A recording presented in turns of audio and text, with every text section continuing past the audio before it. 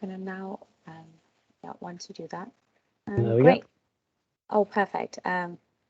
Thank you for recording. So hello, everybody, and welcome. Welcome to Imagine Cup EMEA mentor session. Before we begin, we'll take a moment to read our code of conduct, which Liam will bring up on the screen. Typical, my slides are frozen. I love it. This is good. Here we go. There's my slide. Sorry about that. Great. So please hello everyone, hello again. Please take a moment to read our code of conduct. We're all here to learn, so please be respectful of other people's views, understanding of differences, and please be kind and considerate in the way you engage. Today's session will be run by Liam, and I'm now going to hand over to him and wishing all the teams all the best. Thank you very much for that, Ralph. Hello, everybody, and welcome. So my name is Liam Hanson. I am a regional cloud advocate from the UK. I'm based in London, but today I am here in Stockholm. So it's great to have you all joining. It's really exciting, and I'm excited to be sort of facilitating this session today, especially with the EMEA winners of Imagine Cup. So I have a little agenda, which I always do. We're going to start with some slides introducing the Imagine Cup to the Reactor community and everybody else that may not have heard about it or know much about it at all. I'm then going to ask the lovely team to pop up and introduce themselves, do a 3-minute team pitch. From that, we're again going to look at some judging and some Q&A. So I'm going to be facilitating this, and I want it to be more of a natural conversation for everybody. So please bear in mind, I want the questions to be constructive. I really want to be kind of open and leading questions to really envision what judges are going to ask them in the main finals or the worldwide finals. This should be sharing your perspective, suggestions maybe to the team of where they could improve. Constructive criticism is always welcome, but as long as it is fair, it's going to be an amazing session, and I can't wait to see this. So why do we love Imagine Cup? Well, the Imagine Cup is a worldwide competition. And for me as a student, well, when I was a student a few years back, I always wanted to get involved in all of these competitions, but I never really knew how to do it. You'd find yourself applying to everything online and maybe not getting through and trying to build a team. And it was a bit of an arduous process. But Imagine Cup has become more open. It's worldwide, it's open to everybody. And it's really great for people to collaborate and get together. With this, you're tying in some fantastic technology from all of the cloud providers. Well, I say Microsoft really, but making sure so much technology is in your project. It's all in the spirit of the Imagine Cup, which is pageantry. You've got competition, you've got creativity, skills, innovation. It all comes together to create a fantastic project with teams. So like all of us, we have transitioned over the past 2 years to a virtual world. It was kind of the kick that we really needed to help create a greener Earth, essentially. I used to travel to all of these meetings, well, which could have been maybe online or maybe even an email. But it's all about becoming virtual now. And Imagine Cup this year has been virtual. I actually found friends in Australia through the pandemic because we went virtual. So it's really understanding how far we can grow our networks and understand how we can collaborate across the world without really any hiccups. It's fantastic to see these kind of projects being built worldwide with people that might not have even seen each other or met each other. I mean, I've even run a podcast with people I've met in Australia, and I've never met them in person. So there is a silver lining to the pandemic, and this is one of them. So the journey that we've all really been on with the Imagine Cup, this is the 20th anniversary. Tens of thousands of people applied for it this year. Well, I say people, students applied for this, over 150 countries worldwide. And now if you know how many countries there are in the world, like 180, 90 something, this is most countries, which is fantastic. We have reached a huge global scale. So the finals are going to be crowned in May of, well, next month, really not far away. But essentially, this is an opportunity for the EMEA winners to present what they've got to us and have us give them some feedback. The prize for this is $100,000 mentorship with Satya Nadella, the Microsoft CEO.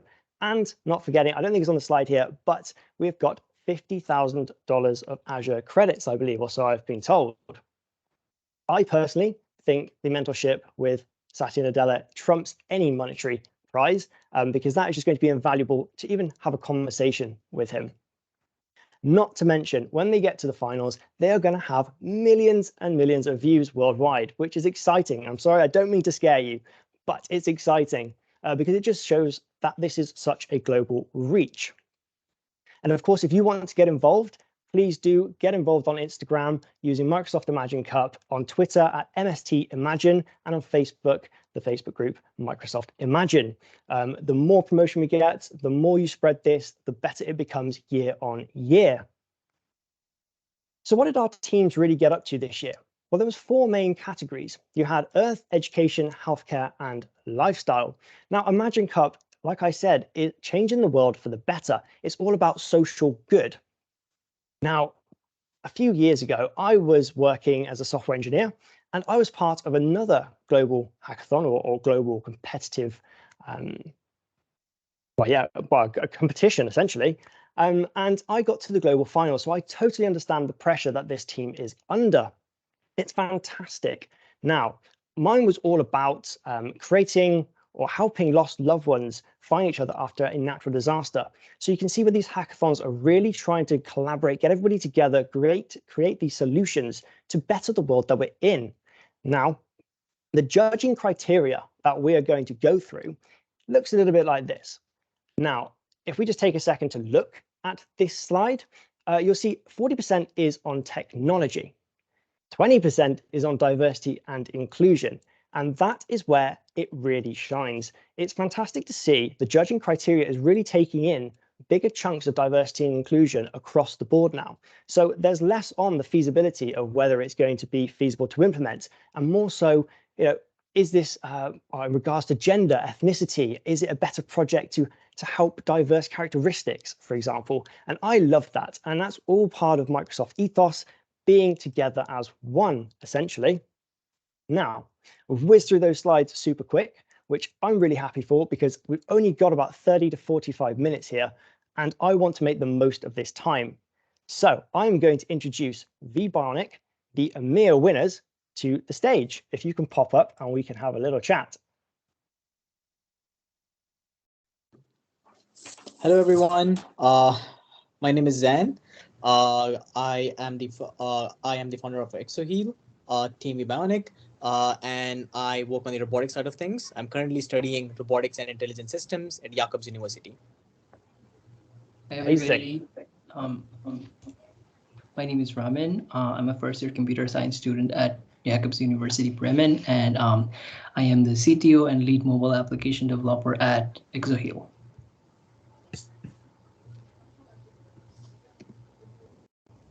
Hi, I'm Asfiya. Studying at University of People. Well, I'm the connector between the patients and the application we are having to explain them and to guide them with the therapy. Hello everyone, I'm Faria and I'm currently doing my Bachelor of Arts, and I am mainly the part of the design in Exoheal. Fantastic. It's nice to have you here. Quickly, before we get going into your demo, can I just ask a couple of questions? Number one, where are you all from? Where are you based in the world right now? Okay, yes. So I and Ramin are currently studying in Germany, Bremen. Fantastic. And we are in Riyadh, Saudi Arabia. Amazing. Now that brings what I just said into perspective. Ramin, where are you from? I'm originally from Nepal, but currently I'm studying in Germany as a computer science student. Amazing. So putting into perspective how the pandemic has really changed this, it's fantastic to see kind of everybody, different parts of the world coming together.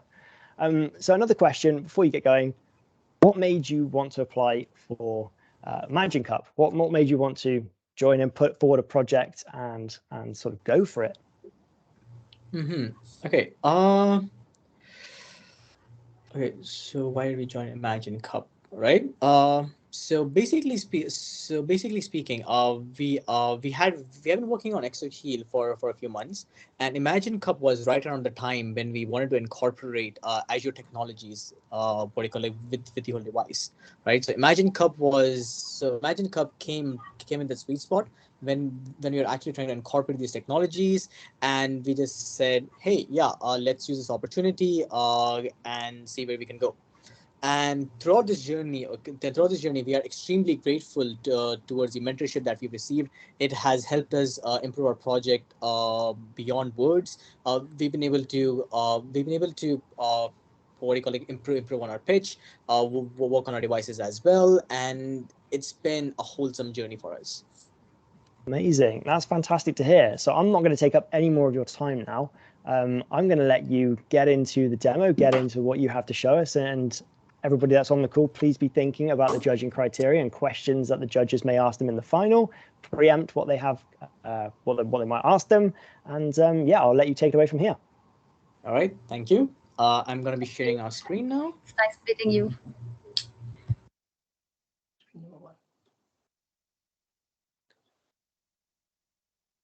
Hey, are the slides visible?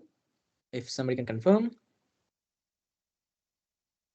Yes. Yep, they are visible. Can see them. Okay, perfect. Yes. So, yes. So, is anybody going to tell us to start, or we just start ahead? You can take it away. All right. Yep. On my family vacation, I met my distant uncle for the very first time and learned that he was paralyzed, unable to even use a spoon. His therapist told me that rehabilitation is slow, psychologically strenuous, and expensive. That rehabilitation centers are crowded with patients and hard to use devices that require constant supervision. This demotivates patients and increases recovery time. 61 million paralyzed people face these problems every day. To tackle this, we created ExoHeal, combining a robotic exoskeleton with a user-friendly app to make rehabilitation affordable and accessible. To illustrate how this works, Raman will now give a demo. We have an app connected to ExoHeal and are initiating a quick mirror therapy exercise. In this exercise, when a movement is performed by the good hand of the patient, the exoskeleton worn by the paralyzed hand forces it to mirror the same motion. In this instance, the mirror neuron is activated and helps revive the paralyzed hand over time.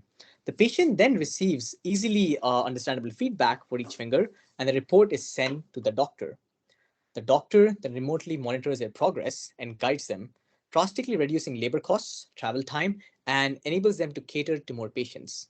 Our devices leverage several Azure technologies such as IoT Hub through Stream Analytics and Power BI to send live data to our app and process it in blob storage, enabling doctors and patients to access it at any time. After working with 7 doctors, 50 plus patients, and over 4,500 hours of testing, results showed that ExoHeal helps patients recover 30% faster. Some patients felt sensations in their paralyzed hand on the very first day. The rehabilitation device market is growing 6% each year and will be worth $17.5 billion. Our competitors use bulky and expensive devices available only in limited centers. We beat them by providing remote therapy, thereby enabling patients to undergo rehabilitation at the comfort of their home.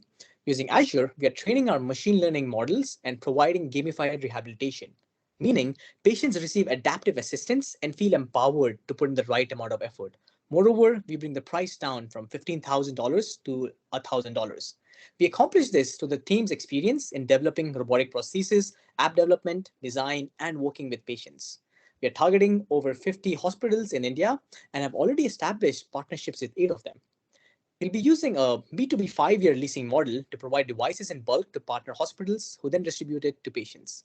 Last month, we reached an agreement to conduct trials with 50 patients as part of the process to acquire FDA and ISO approvals, along with a patent by the end of the year, which this will be followed by production and launch. After this, we shall begin R&D for other body parts. ExoHeal has been supported by hospitals and has been internationally recognized, which has led to receiving hundreds of requests from paralyzed patients awaiting ExoHeal. Let's make rehabilitation affordable and accessible for them and others.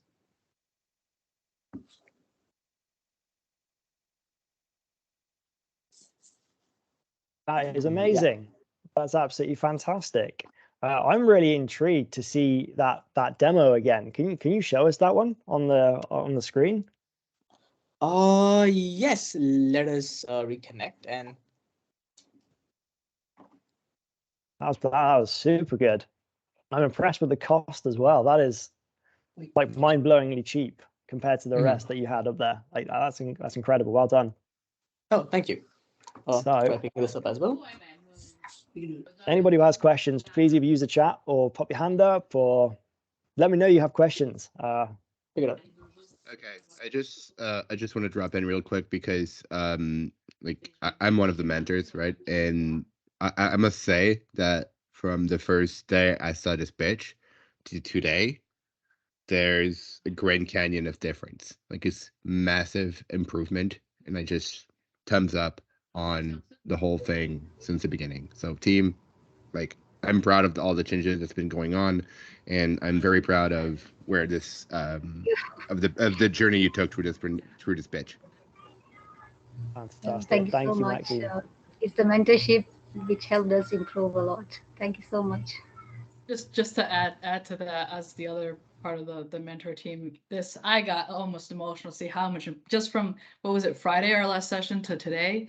It's clear that y'all were listening, y'all were taking notes, you practice a lot. I can tell there's passion, there's emotion, there's all that, and the way that you're telling these things. There was so many changes to the slide. I picked up on all of them.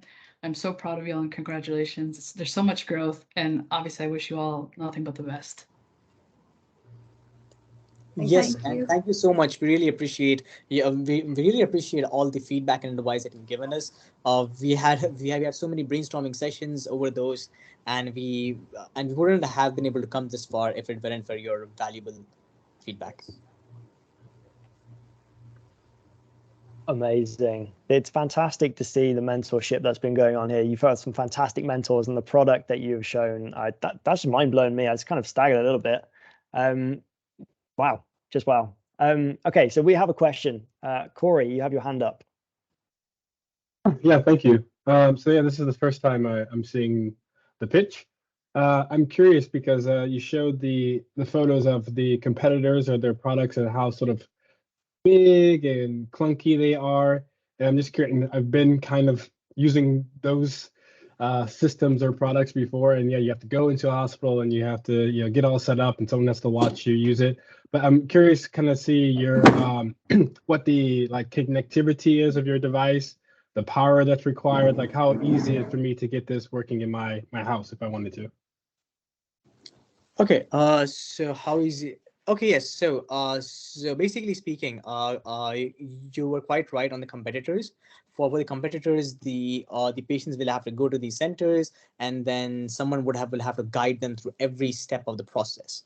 All right. Whereas with our devices, what happens is we'll be providing these devices in bulk to these partner hospitals and rehabilitation centers. And what will happen is that these hospitals, they would then lease it to these patients. And in terms of convenience, these patients, it's basically plug and play. All right. The patients connect the device to the Wi-Fi at their home. All right. They use Wi-Fi to connect to the device from the mobile application, and that's it. The entire system is paired. The device is able to track the patient's progress throughout the various exercises that they engage in. Amazing. Good explanation. I like it. Off the back of that, I do have a question. So you mentioned the distribution. How costly is the distribution, and how quick are you able to distribute these? Oh, okay. So in terms of distribution right now, as mentioned earlier in our pitch, we first have to acquire the necessary certifications. All right. So once those are done, we are currently talking with manufacturers in both Poland and India. Right.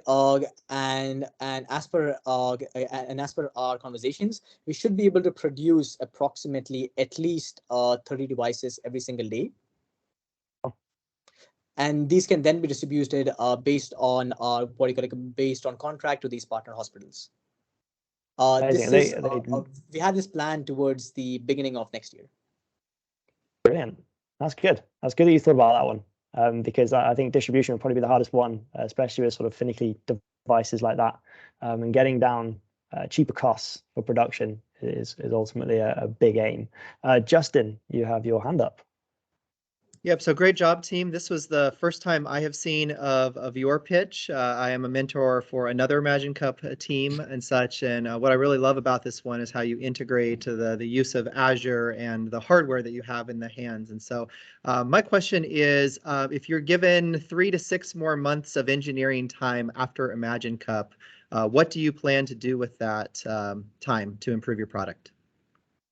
Oh, okay. So interestingly enough, we are currently so 2 things that are happening at the moment. All right. We are currently in the midst of developing our final prototype, which will be used for production. Right. We are also patenting this device, and in addition to this, we are also training our machine learning models with patients. So what this will enable us to do is the robot will be able to provide real-time assistance, meaning that it will automatically adjust the level of assistance provided based on the patient's progress. So what happens in our competitors is that the robot almost entirely does all the work, all right? So it moves the patient's hands, what do you call it, and a lot of a lot of progress is lost in here. Like doctors describe that the patient needs to put in the right amount of effort from by their own. They need to be motivated to like keep engaging what do you call like their fingers and muscles. So by providing adaptive assistance, we are able to solve this problem real time. And another thing that we are currently discussing at the moment is the is the expansion of the device into the metaverse as well by using Azure Digital Twins. So what this will enable us to do is we'll be able to bring these patients in a virtual environment, right, to make them actually believe that their hands are fine, okay, and they're working. And this will in turn trick their brain into believing and then further trigger neuroplasticity to make sure that their hands are revived at a more quicker pace. Very cool. Thank you. Amazing. Corey. Yeah, and I think at the end of the slide, you mentioned that you were planning to expand to other body parts maybe in the future. So I'm curious why you started with the hand for the prototype, and what's maybe the next step for you as far as body parts, or is there maybe a similar body part to the hand that you're looking to expand to next? Okay, right. Yes. Yes. So we decided to go with the hands first, and primarily the hands because after conversing with patients, all right, we found out that they would rather that they would prefer to recover their hands first, because that would enable them to have some form of independence at least. Right, because at the moment these patients, they have to be fed everything, they have to be taken care of in every aspect of their life. But by having access to their hands, they're able to at least drink water. All right, they're able to pick up a phone, they're able to pick up the TV remote, right? And hence why, based on feedback, we started with the hands first. Okay, we are planning on expanding this first towards the entire arm, and then after that we'll be expanding to the legs. Nice. That sounds really interesting. Yeah, I kind of took the question out of my mind, that did, Corey. That's a good one. George, you have your hand up too. Yeah, hello everyone. Sorry for the background, but I was driving and I parked aside just for this. First of all, great pitch. I am really impressed with the guys. I know that they are doing amazing work, and I was really touched because they are actually feeling their solution. It's not a product for them. It's an active solution, and it's a big help. It will be a big help for people out there. So, when do you imagine the first day that a patient could really be helped by your solution, and how will a probable win will affect this first date? If you get the money of the cup, how will you change, if it will change your first day? Mm-hmm. Okay. Yes. Right. So this journey has basically helped us raise awareness around paralysis, first of all, okay, throughout Imagine Cup, and what do you call it? And just on the basis of Imagine Cup alone, so many patients have reached out to us asking about ExoHeal, asking a lot of the relatives reached out, inquiring about, hey, where can we use this device? Is it available right now? Okay, when are you coming to the city? and based off of our current progress, the first day that people will be able to actually use the device as a finished product will be beginning of 2023. And the first patient that completes the rehabilitation will be sometime around the second quarter of 2023 is what we're assuming. Although I should mention that before that we will be experiencing sorry, we will be noticing many patients having gone through recovery during these trials that we are going to be conducting in the third quarter of this year. So those are more part of the trials perspective, but then in terms of actual patient, it's going to be like that. And the way that Imagine Cup is going to help us is that, as mentioned earlier, we've been looking in production facilities in Poland and in India. And through our expert analysis and talking to these people, we've estimated that it's going to cost us approximately 100,000 to set up production, to build the silicone molds and get everything done. So that's how Imagine Cup is going to help us if we move forward. Yes. Amazing, team. Well done, all of you. It's great. Yes, a Thank you. massive Thank you so much, George. My background Your right now. mentorship helped us a lot. You are a great mentor. Fantastic. So I actually have another question for you. And this is, I'm a green advocate. So I am all for recycling. I'm all for reusing. What materials is this made out of? And is there going to be much technical waste from this? How do you imagine that? Is anything recyclable? Because you mentioned silicone. I don't, I'm not a know-all. I don't know if silicone is fully recyclable, but to me, that's more of like a plastic. Have you thought about any of that? Yes. All right. So we are currently using 3D printing technologies. All right. So 3D printing can be recycled.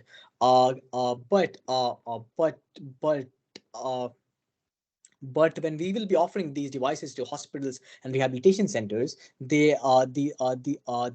institutions are tied up with us for a 5-year leasing agreement, right? And once the leasing agreement is over, we are going to be buying back these devices from these institutions, and then are going to recycle it ourselves. Okay, so are they modifiable? So one size surely cannot fit all, right? So when you get them back, you're able to then modify it to maybe create something that's maybe bigger or smaller. Is that possible with the product? Yes. The latest prototype that we are working on, all right, each finger of the hand is modifiable, because each finger in everybody, it's of a different length. The linkages are placed at different varying lengths as well. So the device is entirely modifiable and customizable towards the patient's needs. Fantastic. That's fantastic to hear. I'm glad you kind of thought that through as well, because that's something that a lot of people don't necessarily pick up on, is the technical waste. So people go down to the shop, they buy so many different things, and they think, oh, I might not need this adapter, chuck it, and in the bin, you never see it again. But of course, if it's 3D printed, the filament, yeah, you're right, is recyclable. Justin, I see you have a hand up. You're on mute. Sorry, coming off mute there. My second question is a little bit more around your software interface that you have here as well. What are you doing to kind of ensure that the device runs as expected, that the AI models or things like that avoid false positives or other sort of indicators that would lead, particularly a healthcare professional or other people, from a misdiagnosis or not a complete diagnosis or other things like that? Okay, so wait, yeah, all right. So in our system, like for ExoHeal, we provide majorly 3 different services. So first is the exercises. So users can wear the exoskeleton, and then through the exercises from within the app, once the ExoHeal device is connected to the mobile app, they can run exercises, and then doctors can view the set of exercises that have been done and give them feedback on how much of sensory data has been received. And the second part is mirror therapy, the one that we showed. So in mirror therapy, each movement done in the sensory, we have a sensory good hand and the exoskeleton hand. So every time, every movement done by the sensory hand is mimicked in the exoskeleton hand that sort of triggers the mirror neuron and makes the patient believe that recovery is happening, like in terms of neurons. And then the third one is sensory glove. So using the sensory glove, the patients can wear the glove in their hands, and then we have flex sensors and force sensors that detect the tiniest of movements. So this is more like say a sensory round that measures how much of progress or how much of sensory how much of movement is done by the patient in the paralyzed hand. So within our system, we have developed, we are currently developing machine learning models to make sure that, to provide adaptive rehabilitation with the sense that when patients perform exercises, if they're providing, if the sensory movement done by them is like say a flex factor of 50, then it elongates by 75 so that recovery can happen in a in an adaptive manner. And to ensure this, we have conducted like 4,500 hours of testing with the patients. That's a lot of hours. That's good. Yeah, brilliant. That sounds really cool. I would like to ask another question on the application side of it. So I noticed you were running Android Studio. I believe that's the emulator, right? What's the tech stack behind your application? Because obviously there's iOS as well. Is it portable? Have you thought about that? Yeah, so our mobile app is built with Flutter, which is a cross-platform technology, which means that we can build apps for both iOS and Android. And we're using Flutter, we connect to Azure IoT Hub. So the sensory data from the robotic device is sent to Azure IoT Hub. And then through Azure IoT Hub, it travels through Stream Analytics and Power BI to sort of have a graphical view of the sensory data that we're receiving. And from the Power BI and Stream Analytics, the data is imported to Flutter in real time. So the animations and the graph that you see were the actual sensory live data from the hand to the phone.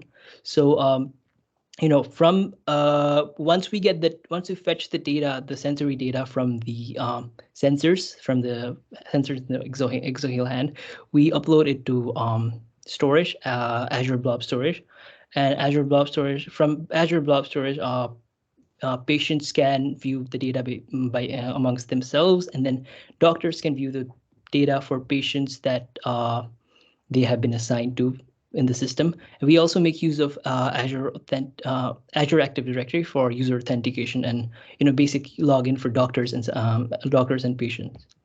Amazing. So that sounds yeah.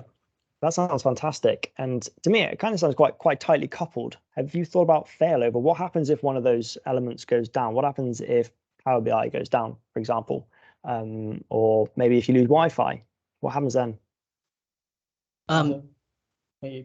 Yeah.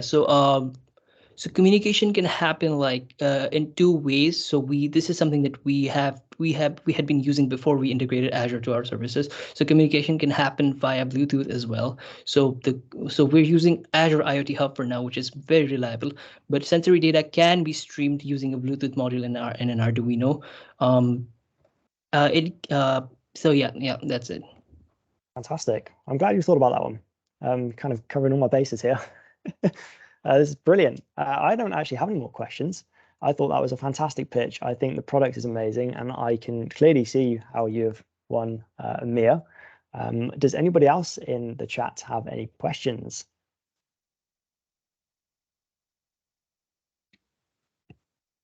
I cannot see any in the chat, and nobody else has a hand up. Do you have any questions for us? So this is, again, this mentor session for you. Is there anything you want to ask us? Because, of course, you've had the mentorship of everybody, well, some other people. Is there anything you want to ask the wider group? Okay. Yes. So one question that we would have is, were there any parts of the actual presentation or pitch that were not easily understandable or easy to grasp? For me, I found it very understandable. I thought that was a fantastic pitch, and I think you were 3 minutes and 1 second. I think I saw in the chat as well. That went by very quickly, and you can see when presenting these kind of topics and these projects how time flies. So for me, I thought it's fantastic. Note the graphics were brilliant. I would, however, for me, I would like a better understanding of the architecture, because you're going to get questions around the architecture, like I asked you, failover, tightly coupled systems, and how it all works together. But again, don't change too drastically. That's just my opinion. Justin, we have your hand up. Yeah, I was actually going to say the same thing as Liam. For me, the presentation was great. This was the first time I saw it, so I kind of had that luxury of seeing it for that first time and just kind of experience. And I thought it was a very complete pitch. Obviously, you've made a ton of progress. The area that I think that I didn't retain quite as much, maybe on the very first experience, was your software architecture and kind of your use cases around the three ramen that you described, which is why I asked the judges question that I did, because I was seeking to understand that. And so I think you have the ability to potentially like compress the last 15 or 20 seconds where you're talking a little bit about what's next and maybe spend a tiny bit more time on the architecture, just because the judges' criteria for Imagine Cup is, I believe it's 40% as the weighting for technology. And so you can really drive that home. Your hardware is very self-explanatory. It's amazing. It's beautiful. It's, I think, totally what we would expect in a great Imagine Cup project. And so maybe spend a few more seconds explaining what your software does and why Azure is important in that as well. Don't over-rotate too much on that, because as Maxim said, you are sitting at 3 minutes and 1 second. You don't want to sacrifice any more seconds, or sometimes in the championship, we do, out of fairness for all teams, cut off at about 3 minutes straight. So if you do that, practice just a tiny bit, a soundbite here, a soundbite there. But I thought architecture is the biggest opportunity that you still have. Brilliant. I'd just like to tack on to the end of that. I mean, I've sat in this position a few years ago with my Call for Code presentation when I was doing the global finals, and you can kind of preempt the what next section to come from the judges. That's always going to be a question. How quick is this going to get to the consumer? Like we've asked you today, how far are you planning to go? What's your next step, essentially? And I think the one tip that I'd love to give you is to know that off by heart, and that way you can, like Justin said, sacrifice a little bit with the what's next by slimming that down and adding it to a little bit more of the finer detail to sort of submerge that into the judges, put it in front of their eyeballs, essentially. Right. That would be my tip. And I think that was fantastic. I can't see any more questions, and everybody's now super quiet, but that was fantastic. It has been an absolute pleasure having you on here. We are within the 30 minutes to 45 minutes. Unless anybody has anything else to say, I would give a big round of applause for you all. And thank you ever so much for joining. It was wonderful. And good luck, by the way. Good luck in the worldwide finals. You have a solid product, and it's exciting to see this. Thank you so much. Thank you so much. It's a life of just one person. It will